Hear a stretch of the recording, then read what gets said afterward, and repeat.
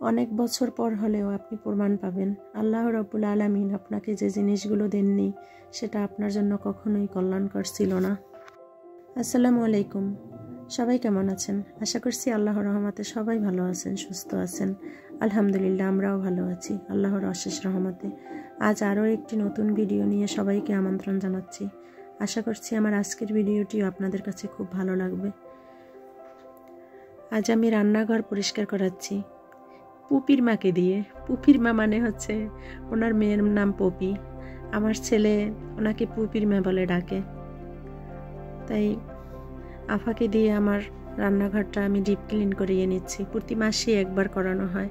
রান্নাঘর তো অনেক নোংরা হয়, তেল চিটচিটে হয়ে যায়, কারণ আমার বাসায় তো আর রান্নাঘরে কিচেন হুড লাগানো নেই, ভাড়া বাসা, আর তাছাড়া লাইনও করা নেই। আমার নিজের গ্রামের বাড়িতে আমি রান্নাঘরে কিচেন হুড লাগিয়েছি, কিন্তু যেখানে আমি থাকি সে বাসায় নেই। কি আর করা, এভাবেই চলতে হচ্ছে। যাক, যদি কোনো দিন ঢাকার শহরে নিজের ফ্ল্যাটে উঠতে পারি তাহলে সব কিছুই গুছিয়ে নেব। রান্নাঘরটা আমার ক্লিন করা হয়ে গেছে। রান্নাঘরের জন্য আমি কিছু অর্গানাইজার অর্ডার করেছিলাম, সেগুলো পার্সেলগুলো আমার এসে গেছে। এগুলো দিয়ে আমি রান্নাঘরটাকে আমি একটু অন্য রকমভাবে একটু সাজিয়ে গুছিয়ে নেব। যাই হোক, সাধ্যের মধ্যেই সবটুকু সুখ। কিচেন অর্গানাইজারগুলো আপনাদের সাথে শেয়ার করছি, কি কি আমি অর্ডার করেছিলাম। রান্নাঘর ছোট, যদিও বেশি কিছু লাগানো যাবে না, তাই যতটুকু পারতেছি অতটুকু লাগিয়ে নেব। কিচেনে সব কিছু যদি হাতের কাছে থাকে তাহলে অনেকটা কাজ সহজ হয়ে যায়।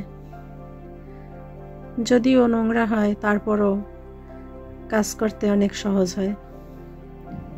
আমি একটা ফল রাখার ঝুড়িয়ে নিয়েছি, নিচে ফল রাখতে পারবো আর উপরে কলা রাখা যাবে, এরকম একটা আর কি। কাচের ঢাকনাগুলো বা যে কোনো ঢাকনা রাখার জন্য একটা কাপ রাখার, এইটা এনেছি আমি জায়নামাজ রাখার স্ট্যান্ড।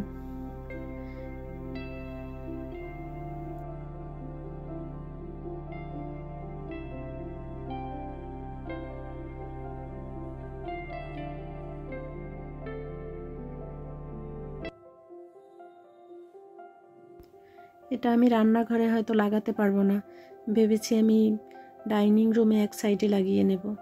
এটা লাগালে অনেক কিছু রাখা যাবে আর কি, কাচের জারগুলো রাখা যাবে।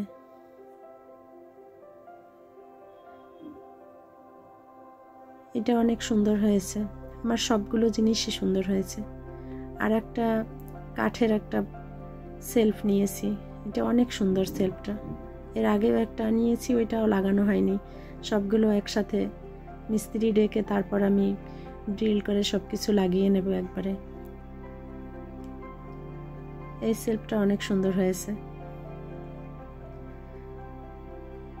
এটা আমার রাতের ভিডিও ফুটেজ। আমার মেয়ে ক্যান্ডেল লাইট ডিনার করবে, যার জন্য আমি চিকেন ফ্রাই বানিয়েছি, আমি চিকেন স্ট্রিপস বানিয়েছি, আর শ্রিম্পস বানিয়েছি, আর বানিয়েছি আমি ফ্রাইড রাইস। ছেলে মেয়ে দুইজনেই বলতেছে আজকে আমরা ফ্রাইড রাইস খাবো মাম্মাম, যার জন্য আমি এগুলো বানিয়েছি।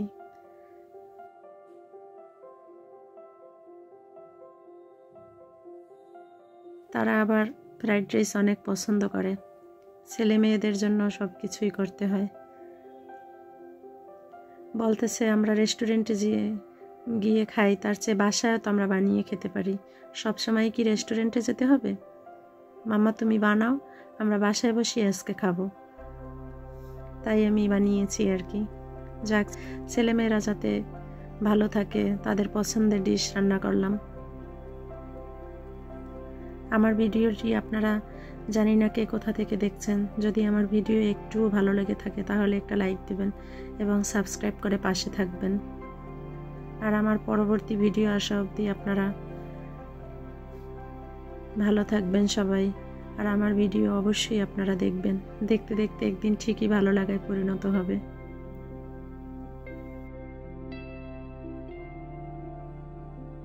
সবাই আমরা খেয়ে নিচ্ছি।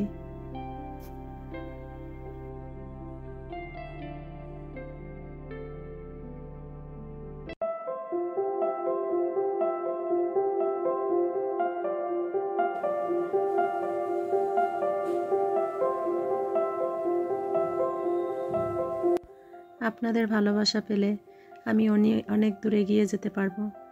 আমার ভিডিও যদি ভালো লাগে অবশ্যই আপনারা কমেন্ট করবেন এবং কমেন্টে জানাবেন কে কোথা থেকে দেখছেন। আমি আমার সাধ্যমতো চেষ্টা করব ভালো কিছু করার জন্য।